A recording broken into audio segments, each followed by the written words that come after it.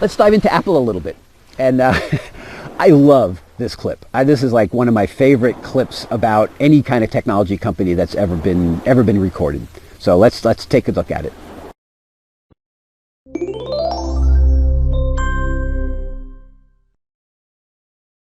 Attention Maple Universe. Prepare for a live announcement from Maple founder and Chief Imaginative Officer, Steve Mobs. Steve Mobs! He's a genius! He's like a god who knows what we want! Greetings, it is I, your insanely great leader, Steve Mobs. I'm speaking to you from Maple headquarters deep below the sea with an announcement that will completely change the way you look at everything. Ooh. And that announcement is... You're all losers! You think you're cool because you buy a $500 phone with a picture of a fruit on it? Well, guess what? They cost $8 to make, and I pee on every one. I have made a fortune off you chumps, and I've invested it all in Microsoft. Now my boyfriend Bill Gates and I kiss each other on a pile of your money. Traitor! Your heart is blacker than your turtleneck!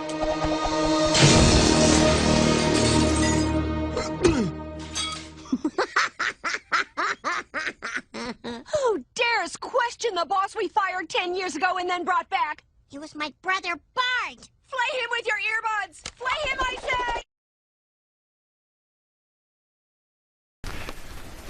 say! So I certainly don't mean to make fun of Steve Jobs. I think Steve Jobs is amazing, and I don't really mean to make fun of Apple at all.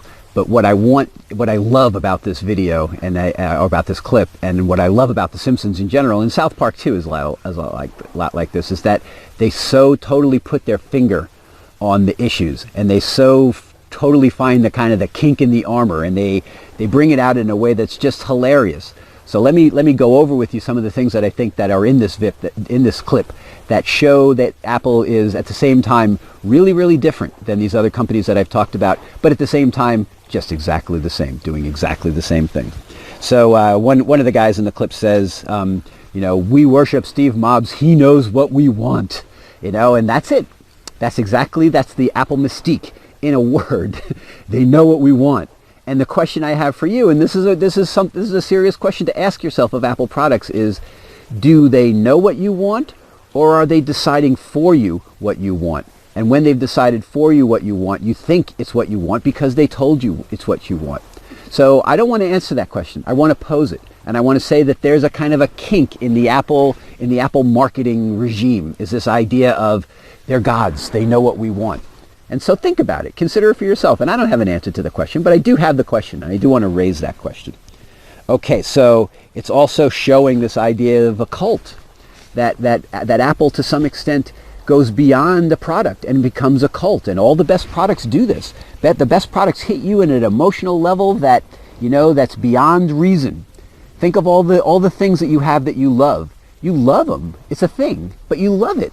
You love it like it was a person, like you want to marry it, right? I mean, it's just that it's that way, and Apple has been able to create a cult the way that none of these other organizations can create. And so they got their cash cow, right? They've been raking it in from their whatevers for a long, long time. But what never has happened is the early adopters have never quit them. The early adopters have never gone flying off to someone else, and Apple remains cool. Even Facebook is losing cool quick. Google totally is losing cool because it's into world domination. And so there's the kind of the twist in this clip that I love so much. Is Apple into world domination, or is Apple not into world domination? Is Apple exactly the same as these other guys, and it's a cult of personality and a cult of design that's making it so that the early adopters still think Apple's cool after all of these years? Or is it really cool? Or have they really found something? They've really found the formula that works. So the parts of this that I really, really love is Bart Simpson, the spoiler. He's always the kind of, he's the bad boy behind the scenes, telling the truths, telling the things that other people, won't say. And some of the things he says are just great. And they kind of boil down to is like, I'm still in it for the money, this is still the same game of business. I'm still trying to make money for you. This is just a different way to make it.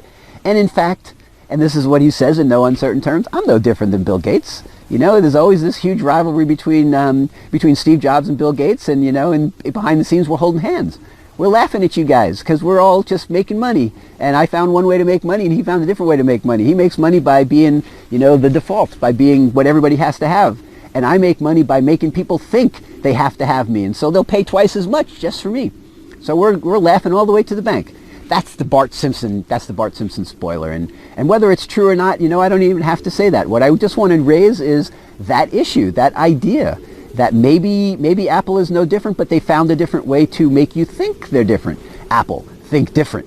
Think differently about Apple than you would think about a company its size that's doing, the same thing that it wants to do, dominating markets. And if there's one thing that Apple is good at, it's dominating markets. The markets that Apple holds, they hold really, really tight. The iPhone market, although actually iPhone's starting to get cracked. iPhone is definitely starting to get cracked, but and now they don't have Steve guiding them anymore, so we'll see if they can recover from that and recapture that market. But certainly that's what they've done. They've captured those markets. Okay, so that's Apple. I really love Apple. I love Apple products, but I just love to make fun of them too because they're so serious about themselves and they're so serious about their designs. And anytime somebody's like that, they're just like, The Simpsons or South Park is going to do an episode on them and just like tear them to pieces.